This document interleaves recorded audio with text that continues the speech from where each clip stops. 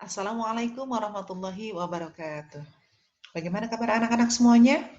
Semoga semua selalu dalam keadaan sehat dan bahagia, sehingga kita dapat beraktivitas seperti biasa. Walaupun keadaan pandemi seperti ini, kita tetap semangat ya, tetap semangat belajar di rumah, belajar jarak jauh, tetap semangat. Oke? Pada pertemuan kali ini, Ibu akan membahas tentang hal-hal yang sangat menarik, yaitu makanan dan minuman yang halal dan haram. Ya, makanan dan minuman yang halal dan haram itu pasti semua sudah tahu apa itu makanan halal dan apa itu makanan haram. Oke, sebelum kita memulai pembelajaran, marilah kita berdoa terlebih dahulu agar apa yang kita pelajari saat ini bisa bermanfaat, apa yang kita pelajari saat ini berguna di kemudian hari. Marilah kita berdoa terlebih dahulu. Bismillahirrahmanirrahim. Rabbi zidni ilman warzuqni fahman. Amin, amin ya rabbal alamin. Baiklah, pada pertemuan pertama kali ini, Ibu akan membahas pengertian makanan dan minuman yang halal dan haram. Itu yang pertama.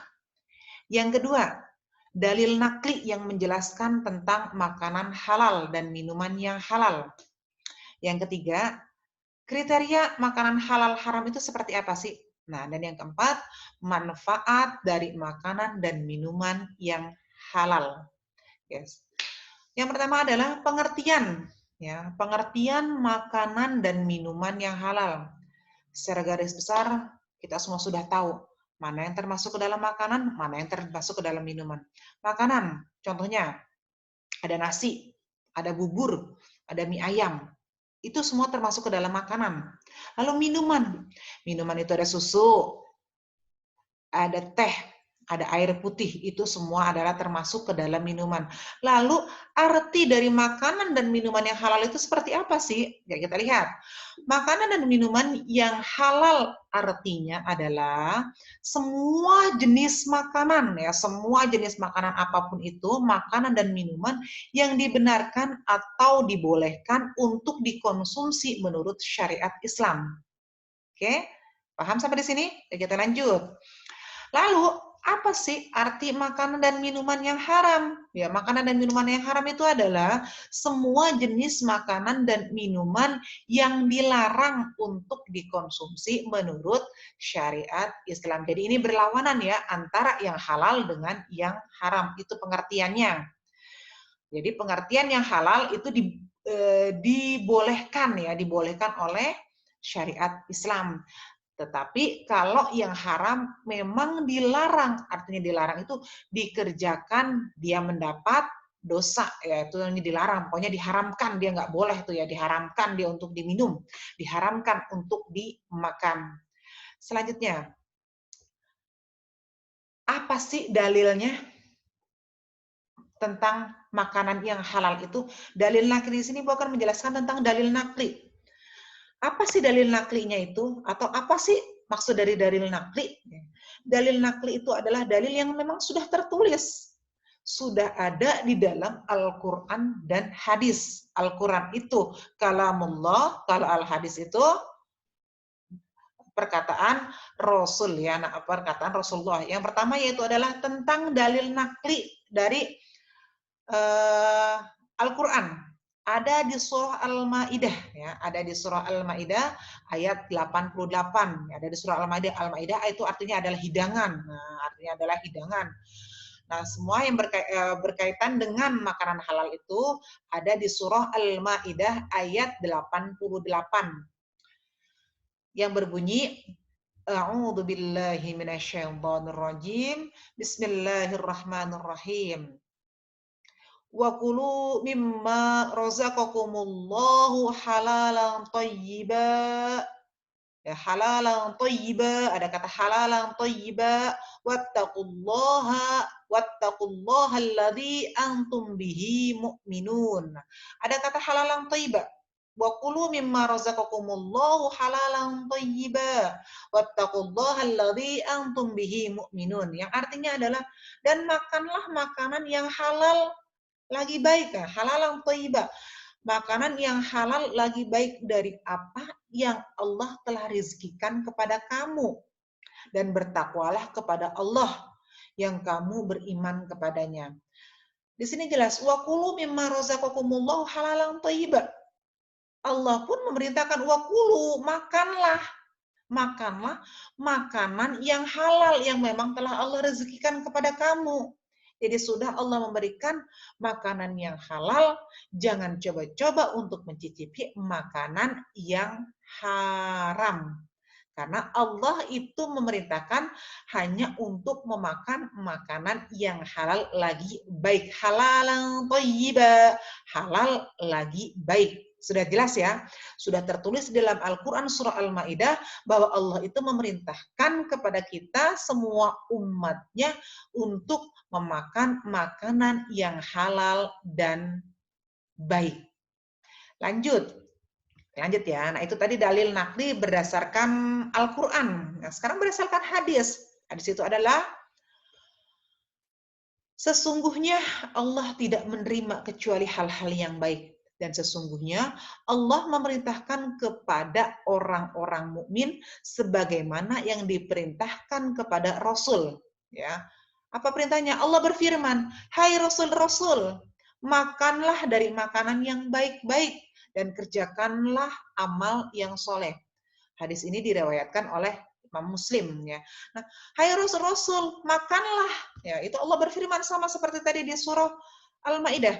Makanlah makanan yang halal, makanan yang baik. Dan memang Allah memerintahkan kepada umatnya untuk memakan makanan yang halal. Dari dua dalil ini jelaslah bahwa Allah hanya memerintahkan kepada umatnya untuk memakan makanan yang halal ya, untuk memakan makanan yang halal.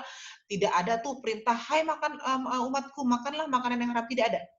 Karena Allah memang hanya memerintahkan kepada umatnya untuk memakan makanan yang halal lagi baik.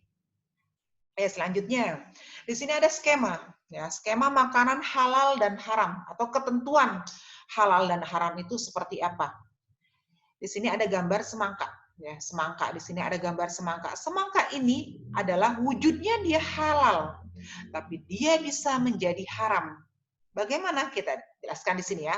Oke, tiga hal ini mutlak ya, tiga hal mutlak yang harus dipenuhi makanan itu dikatakan halal. Yang pertama adalah wujudnya atau jenisnya, jenis makanan itu halal. Contohnya di semangka. Semangka itu halal ya, semangka itu halal ya, semangka itu halal.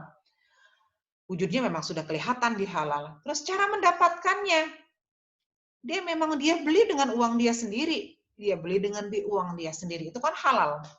Terus proses pengelolaannya, ya dikupas atau menggunakan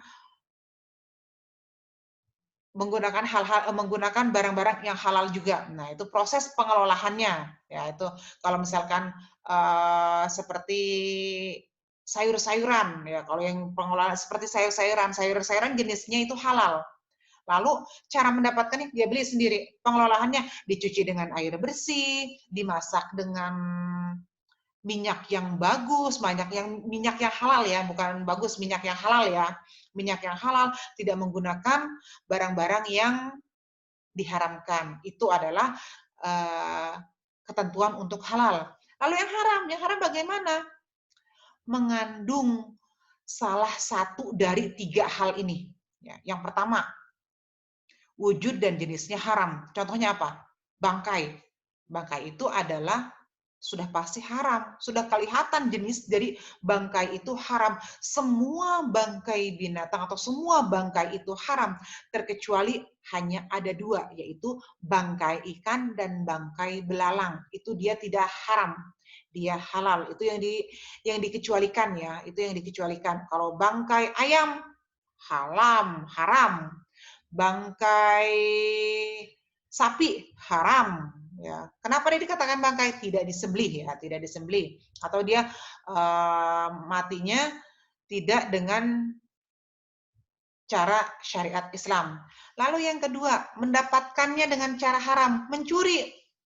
Diambil tuh ayam orang, itu sudah pasti haram. Walaupun ayam itu halal, tapi karena memperolehnya dengan cara yang haram, maka dia termasuk ke dalam haram. Proses pengolahannya menggunakan barang-barang yang atau menggunakan bahan-bahan yang haram, itu sudah pasti itu termasuk ke dalam haram. Lalu apa sih manfaatnya? Ya, apa sih manfaatnya atau apa sih dampaknya? Dampak negatif bagi tubuh kita untuk mengkonsumsi makanan haram, dan apa sih manfaatnya bagi tubuh kita jika kita selalu mengkonsumsi makanan yang halal. Oke. Yang pertama, manfaatnya adalah menjauhi sumber penyakit. Ya, penyakit yang menjauhi sumber penyakit. Apa sih maksudnya? Mengkonsumsi makan dan minuman yang halal dapat memberikan dampak positif bagi tubuh. Sistem kekebalan tubuh bisa semakin meningkat untuk melawan penyakit karena produk makanan yang halal terjaga dari najis dan kotoran dan hal lainnya. Seperti keadaan sekarang ini. Ya, keadaan sekarang ini yang terutama adalah kita harus menjaga imun kita. Agar imun kita bagus, kita harus bagaimana? Kita harus mengkonsumsi makanan-makanan yang halal, makanan yang sehat, yang higienis ya, yang bersih. Pokoknya makanan yang dikelola dengan cara yang benar. Tidak makanan yang kotor. Ya, karena makanan yang kotor itu banyak mengandung kuman-kuman sehingga bisa masuk ke dalam tubuh kita, membuat imun kita atau tubuh kita tidak sehat. Itu. Lalu yang kedua, menjaga hati ya, menjaga hati. Kita makan makanan halal, minum minuman yang halal akan menjaga hati dan akal kita. Mengkonsumsi makanan halal akan berpengaruh positif ya pada pikiran dan juga hati seseorang. Kita makan makanan yang halal, insya Allah kita akan selalu berpikiran positif. Hati kita juga akan tenang karena kita tahu makanan yang kita makan itu adalah makanan yang halal. Selanjutnya, sebaliknya apabila mengkonsumsi makanan yang haram seperti daging anjing, bisa membuat hati orang tercemar sekaligus berpengaruh terhadap kekhusyuan ya, kekhusyuan pada saat beribadah dalam sholat ya. Jadi kalau kita sering makan makanan yang halal, insya Allah ibadah kita akan baik, sholat kita akan khusyuk karena kita tidak was-was. Ya, karena kita sudah tidak was-was makanan yang kita makan ini adalah halal, baik atau enggak ya. Tapi kalau kita sudah tahu makanan yang kita makan itu adalah makanan halal, insya Allah kita selalu berpikir positif. Nah, selanjutnya adalah menjaga akhlak. Nah, ini yang penting. Makanan dan minuman yang masuk ke dalam tubuh kita ya, makanan dan minuman yang masuk ke dalam tubuh kita tentu akan menjadi darah daging. Ya, darah daging atau menjadi darah dan daging di tubuh kita. Jika dikonsumsi yang haram, maka akan mengalir juga ya, akan mengalir. Jadi apa? Sikap kita pun akan, karena kita sering melakukan hal-hal atau memakan makanan yang halal, insya Allah akhlak kita pun akan terjaga karena kita lebih berpikir positif ya, lebih berpikir positif, pikiran kita tenang, kesehatan juga kita tenang ya. Itu kalau kita sering memakan makanan yang halal ya, terhindar dari sifat-sifat yang tidak terpuji. Selanjutnya selalu mendapat ridho Allah. Intinya kita mau makan itu makan makanan yang halal, kita insya Allah akan mendapatkan ridho Allah kalau kita sering memakan makanan yang halal. Ya, karena apa? Makanan yang benar-benar diridhoi Allah, makanan yang benar-benar dianjurkan oleh Allah, yaitu makanlah makanan yang halal dan baik ya. Selanjutnya yang terakhir adalah dengan makan dan minuman yang halal ya, menuntun kita untuk ke surga. Ya, menuntun kita untuk surga. Kenapa? Karena kita sudah menjalankan syariat. Karena kita sudah menjalankan perintah Allah, yaitu untuk memakan makanan yang halal. Kalau makanan yang haram memang dilarang oleh Allah. Kalau kita tetap mengerjakan, maka kita sudah melanggar. Maka kita sudah melanggar dan kita bisa masuk ke dalam nerakanya Allah. Karena kita sudah melanggar. Itu sudah dijelaskan di hadis Rasulullah Sallallahu Alaihi Wasallam. Karena itu, marilah kita membiasakan dari hal terkecil untuk makan dan minum yang halal. Artinya, walaupun semua yang kita makan itu adalah halal, tapi dari hal terkecilnya itu adalah cara memperolehnya. Kita minta sama teman-teman nih, pamit terlebih dahulu. Ahmad, saya mau ya makanannya, ambil, itu sudah seizinnya, sudah minta, tidak mengambil sendiri. Karena makanan dikatakan halal dan minuman dikatakan halal kalau cara memperolehnya pun didapat dengan cara yang halal juga. Oke, sampai di sini mudah-mudahan apa yang kita pelajari hari ini bisa bermanfaat, bisa membawa kita menuju ke surganya Allah nanti. Terbiasalah hidup sehat agar kita selalu mendapat ridhonya Allah. Oke, mungkin cukup sekian. Cukup sekian. Tugas kalian adalah sekarang nanti bisa pengkelompokan mana makanan yang halal, mana makanan yang haram, ya. Lalu kalian cari tahu sendiri manfaat dari makanan yang halal dan minuman yang halal itu apa. Semoga semuanya bermanfaat. Kita akhiri pembelajaran kita kali ini dengan membaca Alhamdulillah. Alhamdulillahirabbil alamin. Assalamualaikum warahmatullahi